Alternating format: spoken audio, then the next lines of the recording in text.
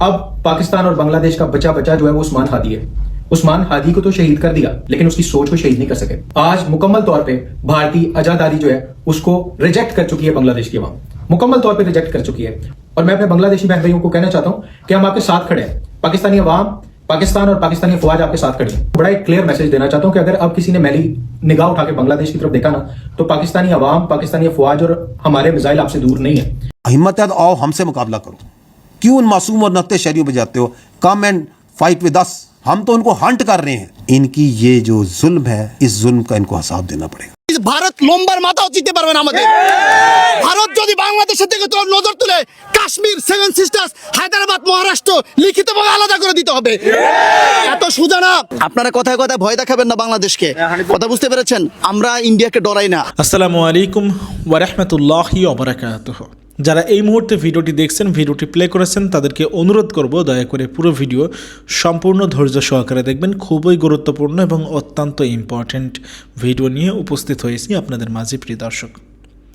সম্মানিত বন্ধুগণ, দর্শক শ্রোতামণ্ডলী, শরীফ ওসমান হাদির ঘটনাকে কেন্দ্র করে এবারে মুখ খুলল পাকিস্তান।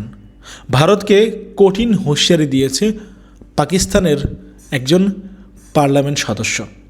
হ্যাঁ, আপনারা ঠিকই শুনেছেন, পাকিস্তানের একজন ব্যক্তি, একজন রাজনৈতিক কর্মী, তিনি কঠিন জবাব দিয়ে কঠিন হুঁশিয়ারি দিয়েছে ভারতকে। ভারত ইতিমধ্যে জানিয়ে দিয়েছে যে পরবর্তী টার্গেট হাসনাত আবদুল্লাহ। হাসনাত আবদুল্লাহকে নিয়ে নানা পরিকল্পনা ষড়যন্ত্র করছে ভারত। কিন্তু এই বিষয়ে কঠোর প্রতিবাদ, তীব্র নিন্দা জানিয়ে, কঠিন হুঁশিয়ারি দিয়ে কি বলল পাকিস্তান ভারতকে কঠিন হুঁশিয়ারি দিয়ে শরীফ ওসমান হাদির ঘটনাকে কেন্দ্র করে কি বার্তা দিল, আমরা সেটা শুনব। পাকিস্তানের একজন রাজনৈতিক কর্মী কি বললেন আমরা সেটা দেখব, তারপরে কথা বলবো। আশা করি ভিডিওটি সম্পূর্ণ দেখবেন এবং ভিডিওটি সর্বোচ্চ পরিমাণে শেয়ার করে দেবেন। আপনারা যদি পারেন চ্যানেলটি সাবস্ক্রাইব করে রাখবেন। চলুন কথা না বাড়িয়ে আর দেরি না করে শরীফ ওসমান হাদির ঘটনাকে কেন্দ্র করে ভারতকে হুঁশিয়ারি দিয়ে কি বলল পাকিস্তান সেটা আমরা দেখে আসি, তারপরে কথা বলি। आज मैं एक सियासतदान के तौर पे नहीं, बल्कि उस शख्स के तौर पे आपसे बात करूंगा जो बांग्लादेश की मिट्टी, तारीख, कुर्बानी और जुर्रत को सलाम पेश करता है। मैंने जब 2021 के अंदर ये कैंपेन शुरू की थी तो उस टाइम पे मेरे साथ कोई भी नहीं था, और अब अल्हम्दुलिल्लाह बांग्लादेश और पाकिस्तान दोनों मेरे साथ खड़े। आज मैं कोई सियासी बयान नहीं दूंगा, मैं आज बात करूंगा उस्मान हादी की, जो एक सोच था, जो एक जुर्रतमंदाना आवाज थी, जो ये कहता था कि मैं बांग्लादेश को किसी की माशी कॉलोनी नहीं बने दूंगा, मैं किसी की आजादी बांग्लादेश के अंदर कबूल नहीं करूंगा, मैं बांग्लादेश को किसी का गुलाम नहीं बने दूंगा।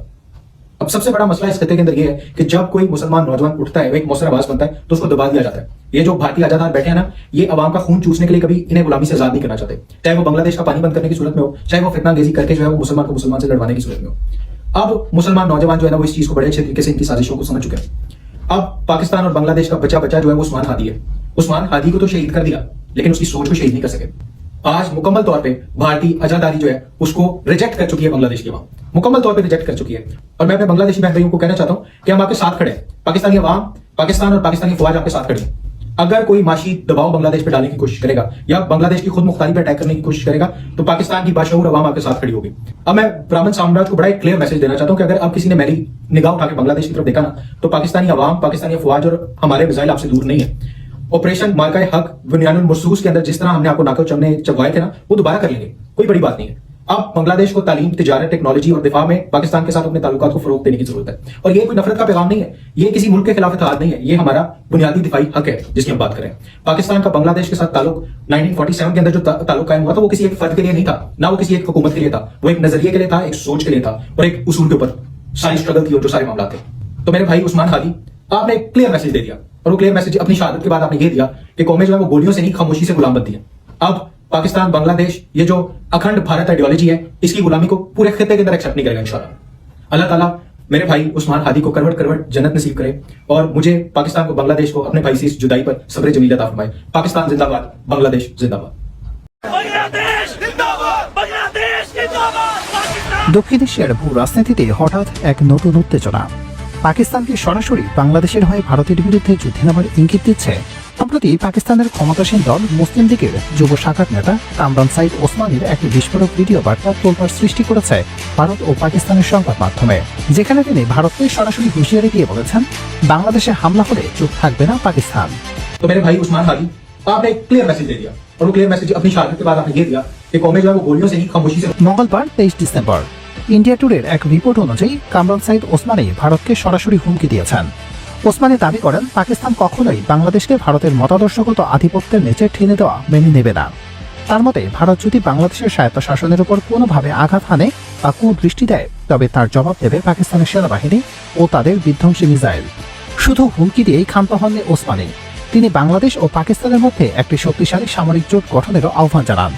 রাজনৈতিক বিশ্লেষকরা মনে করছেন বাংলাদেশের সাম্প্রতিক পরিবর্তনের পর পাকিস্তান ও বাংলাদেশের মধ্যে সম্পর্ক উন্নয়নের যে চেষ্টা চলছে, ওসমানের এই বক্তব্য এই পালে নতুন হাওয়া দিল। करे कोई आंख उठाकर बांग्लादेश की तरफ देखने की, उसकी आंखें निकाल। কিন্তু প্রশ্ন হলো পাকিস্তানকে আসলেই ভারতের মতো বিশাল শক্তির বিরুদ্ধে সরাসরি যুদ্ধে জড়ানোর ক্ষমতা রাখে, নাকি এটি কেবলই রাজনৈতিক গিমিক? ভারতের তরফ থেকে এই বক্তব্যের বিষয়ে এখনো আনুষ্ঠানিক কোনো কড়া প্রতিক্রিয়া পাওয়া না গেলেও ভারতীয় গণমাধ্যমগুলো বিষয়টিকে উস্কানিমূলক হিসেবে দেখছে। বিশেষ করে বর্তমান আঞ্চলিক পরিস্থিতিতে যেখানে বাংলাদেশ ভারত সীমান্তে উত্তেজনা বাড়ছে, সেখানে পাকিস্তানের এই সরাসরি হস্তক্ষেপ দক্ষিণ এশিয়ার এক নতুন মেরুকরণ তৈরি করতে পারে।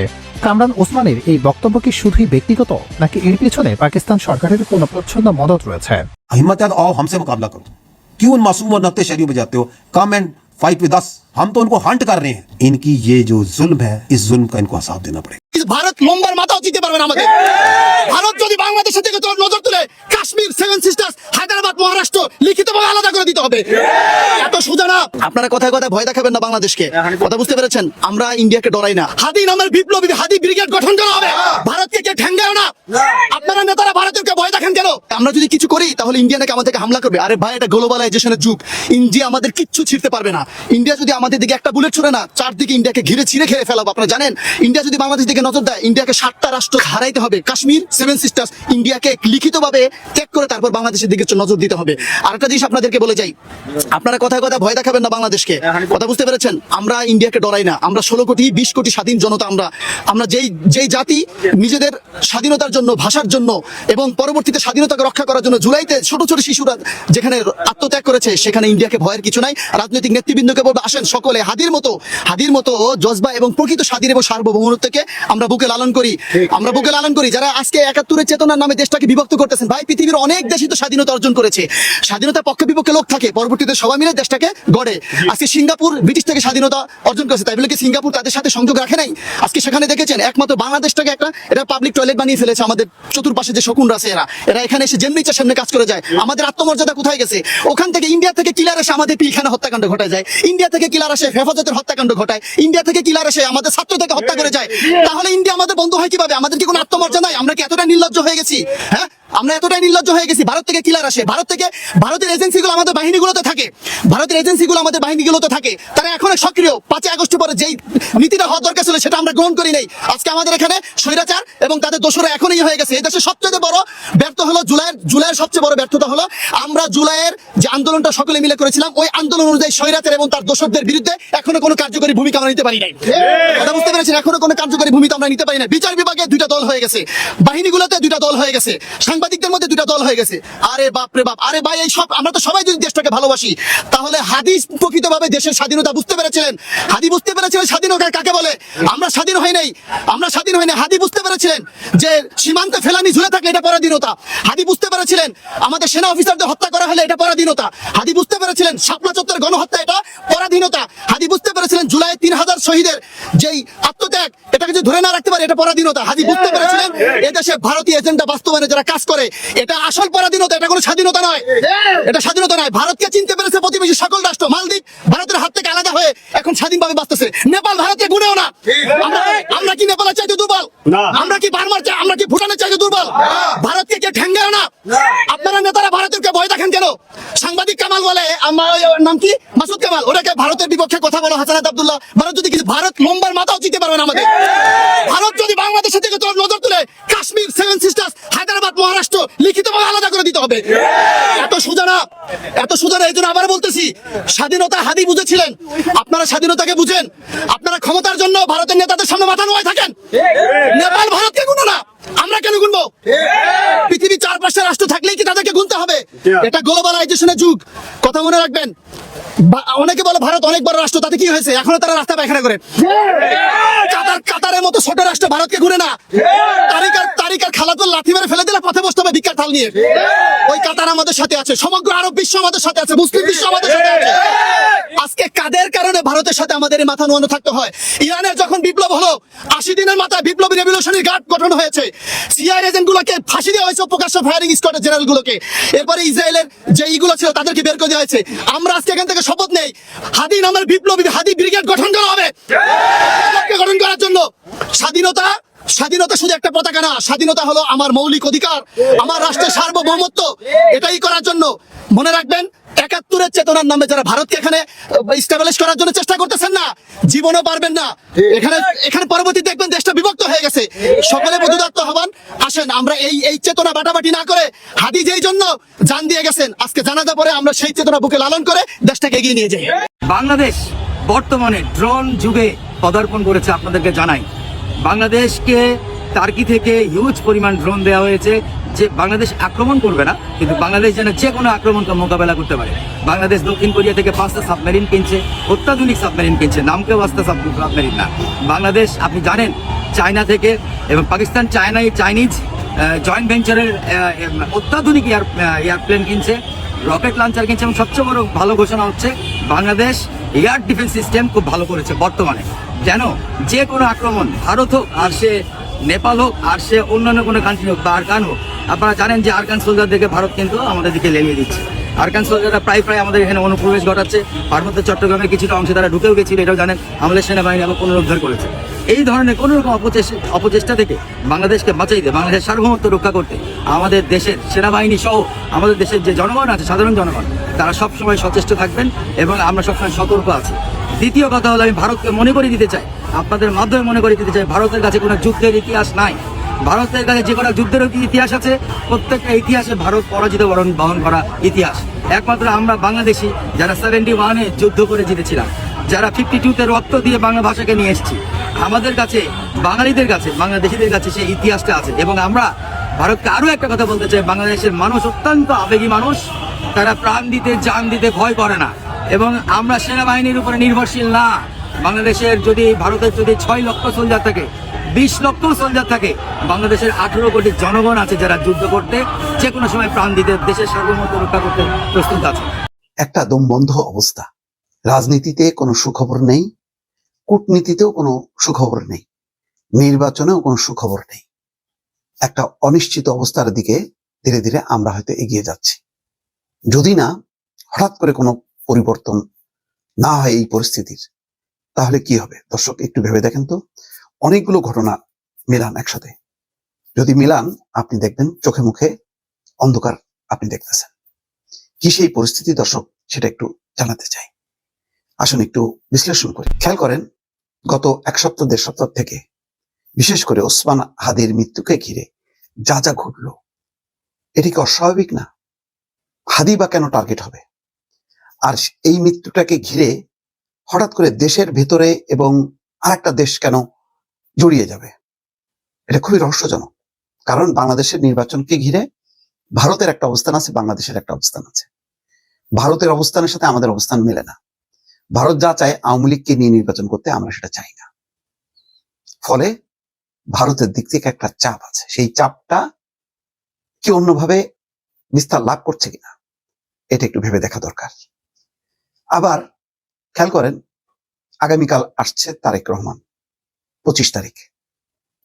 কিন্তু তার আসার আগেই গত 8-10 দিন এমন ভয়ার্থ কিছু ঘটনা, পরিস্থিতি তৈরি হলো, যেটা বাংলাদেশে অতীতে কখনো ঘটেনি।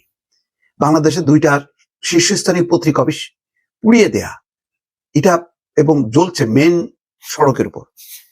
আজকে দেখলাম যে, কয়েকদিন থেকে দেখছি ইউরোপীয় ইউনিয়নের রাষ্ট্রদূত এসেছেন, জার্মান রাষ্ট্রদূত, ফ্রান্সের রাষ্ট্রদূত, জাতিসংঘের বিশেষজ্ঞ উদ্বেগ প্রকাশ করছেন। কারণ বাংলাদেশের যদি গণমাধ্যম বলা হয়, প্রথমেই যে 2টা নাম আসে সেটা হচ্ছে ডেইলি স্টার, প্রথম আলো। আপনি মানে সমর্থন করেন বা না করেন, পাঠক সংখ্যা, তাদের অনলাইনের মানে গ্রাহক সংখ্যা, সবকিছু মিলে আপনি ধারে কাছে নেই। ধরেন আপনার অনেক ব্যাপার আপত্তি থাকতে পারে, কিন্তু তাতে তো যায় আসে না। এটা তো সবচেয়ে পরিচিত আন্তর্জাতিকভাবে, মানে বাংলাদেশকে আছে না যে কিছু কিছু জিনিস দিয়ে, যে বাংলাদেশের প্রধান মানে কি বলে রপ্তানি পণ্য কি? গার্মেন্টস। বাংলাদেশের প্রধান মানে গণমাধ্যম কি? প্রথম আলো, ডেইলি স্টার। যাই হোক, সেই জায়গায় আপনি আঘাতটা হইলো এইভাবে, এত ন্যাক্কারজনক ভাবে। কত ঐতিহ্যবাহী প্রতিষ্ঠান আপনি দেখেন, কত বছর থেকে বাংলাদেশের সংস্কৃতিকে তারা লালন পালন ধারণ করছে। আপনি হঠাৎ করে ভারতীয় বলে দিলেন পুরায়। উদীচী একটা প্রগতিশীল সাংস্কৃতিক সংগঠন দিলেন পুরায়। মানে কেন ঘটলো এগুলি? মানে ধরেন, মানে কি বলবো, আমার বাড়িতে মৃত্যু হলো, আমরা সবাই কাঁদছি। এখন আমি চেনা না জানা নেই এরকম একটা অজানা বাড়িতে যদি কান্নাকাটি আর মানে সেখানে যদি দাপাদাপি চলে, আপনার কাছে অস্বাভাবিক লাগবে না? কারণ আপনি, আপনার সাথে তো এটার কোনো সম্পর্ক নেই, তা আপনি দাপাদাপি করতেছেন কেন? আপনি হাদির মৃত্যু হলো, আপনি মানে ভারতীয় আধিপত্যবাদ এর মধ্যে কিভাবে হলো? আপনার কত অপরাধীরা মানে পালায় আছে, এবং এই ধরনের ঘটনা ঘটায় তো ভারতেই পালায়। অপরাধীরা কি করে? যারা একটু শিয়ানা অপরাধী তারা তো মানে চলে যায়। হ্যাঁ, এটা সরকারের ব্যর্থতা আছে, আপনি কিন্তু সরকারের বিরুদ্ধে আপনি ক্ষোভ জানাচ্ছেন না। আপনি যমুনাতে মানে গেলেন না যে আমরা প্রতিবাদ করে আসি বা ঘেরাও করে রাখি, আপনি ছুটে গেলেন প্রথম আলোতে। এই যে পরিস্থিতিটা তৈরি হলো, ভারত উত্তেজিত হলো কেন? দীপুচন্দ্র দাস বাংলাদেশের নাগরিক, কিন্তু তাদের কিন্তু উত্তেজিত হওয়ার কথা না। সেটাকে নিয়ে দেখেন বাংলাদেশের যতগুলো মিশন আছে প্রত্যেকটা মিশন এখন টার্গেটেড, প্রত্যেকটা মিশনকে ঘিরে খুব বিক্ষোভ হচ্ছে। ভারত সরকার যদিও সামাল দিচ্ছে, আমাদের এখানেও সেই চেষ্টাটা হয়েছিল, কিন্তু পুলিশ, আইন শৃঙ্খলা কর্তৃপক্ষ এবং পরবর্তীতে বৃহৎ রাজনৈতিক দল সমর্থন না পাওয়ায় ওই হাই কমিশন বলেন বা মানে প্রথম আলো, ডেইলি স্টার পোড়ানো বলেন, এই জ্বালাও পোড়ার মধ্যে আর বিএনপি ঢোকে নাই। ফলে যারা শুরু করছে তারা দেখছে বিপদ চিহ্নিত হয়ে যাবে, তারা কিন্তু আস্তে করে সরে আসছে। কিন্তু তাদের একটা সমর্থন ছিল, তাদের শাখা পোশাখা গুলো কিন্তু হাত পা নাড়া শুরু করলো। এবং একই সঙ্গে দেখেন রাজশাহী বিশ্ববিদ্যালয়, কি এক আম্মার নামে চুলালা ছেলে, মানে তার এতে পুরো বিশ্ববিদ্যালয় অচল, শিক্ষকদের মধ্যে ঢুকে পড়তেছে মানে ড্যাম কেয়ার ভাব। তারপর তার যে আচার আচরণ গুলো, এটা তো কোনো একটা মাস্তান সুলভ। এটা শিবিরের তো আচরণটা এরকম হয় না। শিবিরকে আমরা চিনি সাদিক কায়েমের মতন একটা ভদ্র ছেলে, মানে তাকে দেখে। কিন্তু তার অধীনে আবার কিছু বেয়াদব গজাচ্ছে, তারা শিক্ষকের গায়ে হাত দিচ্ছে, টেনে ধরতেছে, তাকে ফিজিক্যালি অ্যাসাল্ট করতেছে। কোন পর্যায়ে চলে গেছে দেখেন। তো ঘটনার প্রভাবগুলো খুব দ্রুত এতভাবে অবনতির দিকে যাচ্ছে, যেটা অকল্পনীয়। এটা কি মনে করেন যে শুধুই মানে এটা কাকতালীয় ভাবে ঘটছে? আমার কাছে তা মনে হয় না। ভারতের এত উত্তেজিত হবার তো কোনো কারণ নেই। ভারতের মাটিতে বহু মুসলমানকে এইভাবে কতল করা হয়েছে, তাদের ঘর বাড়ি ভেঙে চুরে তছনছ করা হয়েছে। লাভ মোহাম্মদ মানে লেখার কারণে কি পরিমাণ নির্যাতন নিবর্তন।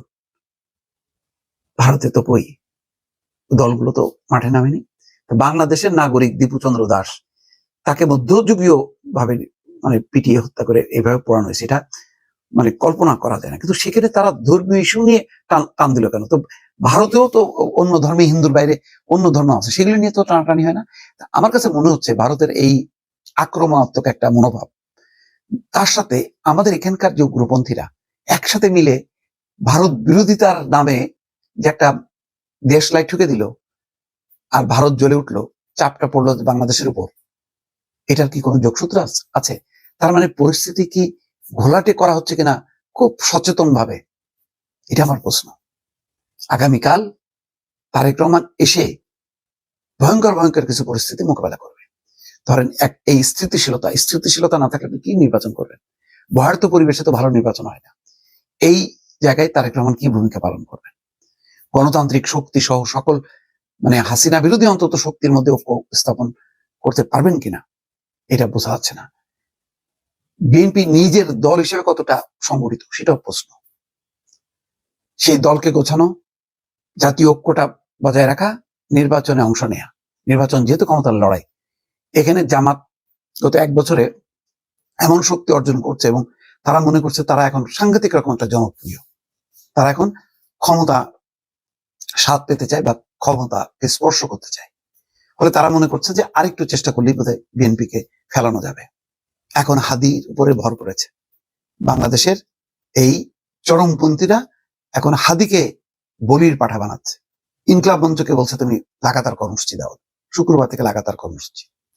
এবং এই কর্মসূচি সফল করার জন্য ইনকলাব মঞ্চের মতন সংগঠনে কি সাংগঠনিক শক্তি আছে আমরা জানি, কিন্তু এটা এখন মহিরও রূপ ধারণ করছে। শক্তি যোগান দেয়া হবে, শক্তি যোগানো হবে যে তুমি এ করো, আমরা হাদিকে নিয়ে ইস্যু করব। হাদিকে ইস্যু করলে কাকে বেকায়দায় ফেলবো? বিএনপিকে বেকায়দায় ফেলবো। কারণ হাদি ইস্যু নিয়ে বিএনপি জ্বালাও পোড়াও করবে না, হাদি ইস্যুর বিচার চাইবে, সাধারণ মানুষরা বিচার চাইবে। সরকারও বলছে যে তারা দ্রুত সময়ের মধ্যে 30 দিনের মধ্যে বিচার করবে, তারপরে হত্যাকারীদেরকে ধরবে। এই যে হত্যাকারীরা ধরা পড়ছে না, এটাও দেখেন নির্বাচনের পরিবেশ বিঘ্নিত হওয়ার আরেকটা কারণ। হাদির হত্যাকারীদেরকে কি এই কারণে পালিয়ে যেতে দেওয়া হলো যাতে এই ইস্যুটা করে একটা পরিস্থিতি ঘোলাটে করা যায়? সমস্ত ঘোলাটে পরিবেশগুলির সাথে যারা যারা জড়িত তার বিপরীত অবস্থানে বিএনপি কোনো কিছুতে নাই। এই যে অন্য কিছুতে নাই, এইটা বিএনপির একটা মাইনাস পয়েন্ট হিসেবে চিহ্নিত করা হচ্ছে। অর্থাৎ আমি রাজনীতির মাঠটা দখল করলে আমার নির্বাচনী মাঠটা আমার সাথে চলে আসবে, সেই চেষ্টাটা করা হচ্ছে। ইস্যুর দরকার, ভারতের উগ্রপন্থীদের যেমন সামনে নির্বাচন, মমতাকে ফেলানো দরকার, সুতরাং বাংলাদেশের এই ধর্মীয় ইস্যুটা তাদের জন্য একটা বিশাল বড় ইস্যু হয়ে গেছে। বাংলাদেশে আবার ওসমান হাদির সাথে ভারতীয় আধিপত্যবাদ এই ইস্যুটা যুক্ত হওয়ার পর এখন এটাও একটা ইস্যু করে তারা নির্বাচনের মাঠে ফায়দা তুলতে চায়। এমন একটা পরিস্থিতিতে আগামীকাল তারেক রহমান ফিরে সামাল দিতে পারবেন কিনা আমার কাছে সাংঘাতিক রকম এটা একটা প্রশ্ন। আমি এটার উত্তর খুঁজে পাচ্ছি না, আমি কনফিডেন্ট হতে পারছি না। কারণ আজকে দেখেন নোয়াখালীর হাতিয়ায় বন্দুক যুদ্ধে নিজেরা দুই পক্ষের গোলাগুলিতে চর দখল নিয়ে 5 জন মারা গেল। তার মানে আইন শৃঙ্খলা পরিস্থিতির যে চরম অবনতি, এই ঘটনাগুলো তার প্রমাণ। কালকে তারেক রহমান আসবে, সারা দেশের অবস্থা হবে কি? শান্তিপূর্ণ থাকবে? নিয়ন্ত্রণ করতে পারবে? দেশের অন্যান্য জায়গায় দলে দলে যে লোকজন আসবে, কোনো অঘটন ঘটবে না তো? পরিস্থিতি আরেকদিকে টার্ন নেবে না তো? এই জিনিসগুলি আমার মাথার মধ্যে খেলছে। মনে হচ্ছে যে বোধহয় নির্বাচন বানচালের জন্য প্রথমে একটা টেস্ট কেস ছিল হচ্ছে হাদি, এতে তারা অন্তত মনে করেন 20-30 ভাগ তারা সফল হয়েছে। এখন এইরকম আরো কয়েকটা ম্যাচ তারা খেলতে চায়, খেলে ফাইনালি নির্বাচনটা ভণ্ডুল করাতে চায় কিনা আমার যথেষ্ট সন্দেহ আছে। ফলে আমি কিন্তু তারেক রহমান আসছে মানেই নির্বাচন নিশ্চিত, আমি এই কথা জোর গলায় দর্শক আপনাদেরকে বলতে পারছি না। কোথায় যেন কি হচ্ছে, কিন্তু সেই রহস্যের বেড়াজাল আমরা ছিন্ন করতে পারছি না। দুর্ভাগ্য হচ্ছে মানুষ এত হতাশ, মানুষ আবার নিজেকে ভাগ্যের হাতে সঁপে দিয়েছে। যেমন হাসিনার বিরুদ্ধে সংগ্রাম আন্দোলন না করে জনগণ নিজেদেরকে আত্মসমর্পণ করেছিল ভাগ্যের কাছে, এখন মনে হচ্ছে আবার সেই ভাগ্যের কাছে নিজেকে সঁপে দিচ্ছে। এটাই হচ্ছে বিপজ্জনক। তখনই দেশে সর্বনাশটা ঘটে যখন জনগণ অনুভূতিহীন হয়ে যায়, স্পর্শহীন হয়ে যায়, সে কোনো কিছুতেই আর রেসপন্স করে না, তখনই বড় বড় সর্বনাশ ঘটতে থাকে। আমরা কি সেই পথে যাচ্ছি? প্রশ্ন আপনার, উত্তর দেবেন নিশ্চয়ই। সম্মানিত বন্ধুগণ, দর্শক শ্রোতা মণ্ডলী, আপনারা দেখতে পারলেন পাকিস্তানের তরফ থেকে কি বার্তা দেওয়া হয়েছে, ভারতকে কি হুঁশিয়ারি দেওয়া হলো, সেটা আপনারা দেখলেন। এখন আপনাদের ব্যক্তিগত মতামত, ওপিনিয়নটা কমেন্ট করবেন, আপনারা কি বলতে চান। শরীফ ওসমান হাদিকে চিরদিনের জন্য আমরা হারিয়ে ফেলেছি, আমরা আর কখনো তাকে ফিরে পাবো না।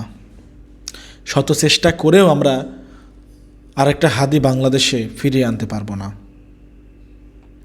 কিন্তু যদি হাসনাত আবদুল্লাহর কিছু হয় তাহলে আমরা চুপ করে বসে থাকবো না। এবং ধন্যবাদ দিতে চাই পাকিস্তানের এই ভাইকে, এই ঘটনাকে কেন্দ্র করে এভাবে কঠোরভাবে প্রতিবাদ করার জন্য। প্রিয় দর্শক শ্রোতা মণ্ডলী, আপনারা জানাবেন পাকিস্তানি এই ভাইয়ের মুখ থেকে আপনারা যে কথা শুনলেন সেটা নিয়ে আপনারা কি বলতে চান। আপনারা এখানে দেখলেন যে পাকিস্তানের এই ব্যক্তি বলছে যে তারা বাংলাদেশের সঙ্গে আছে, পাকিস্তান বাংলাদেশের সঙ্গে আছে, পাকিস্তানের সাথে বাংলাদেশের ঘনিষ্ঠতা সবসময় বজায় আছে, শুধুমাত্র ভারতের কারণে সে বন্ধুত্ব সম্পর্কটা নষ্ট হয়ে যাচ্ছিল। কিন্তু এবারে আর নয়, পাকিস্তান সবসময় সর্বদা বাংলাদেশের পক্ষে আছে, বাংলাদেশের পাশে থাকবে, সেই আশ্বাসও দিয়েছেন। আপনারা জানাবেন আপনাদের ব্যক্তিগত মতামত। ভিডিওটি ভালো লাগলে শেয়ার করে দিবেন। চ্যানেলে নতুন হয়ে থাকলে অবশ্যই চ্যানেলটা সাবস্ক্রাইব করে পাশে থাকা বেল বাটনটি ক্লিক করে রাখবেন। আল্লাহ হাফেজ।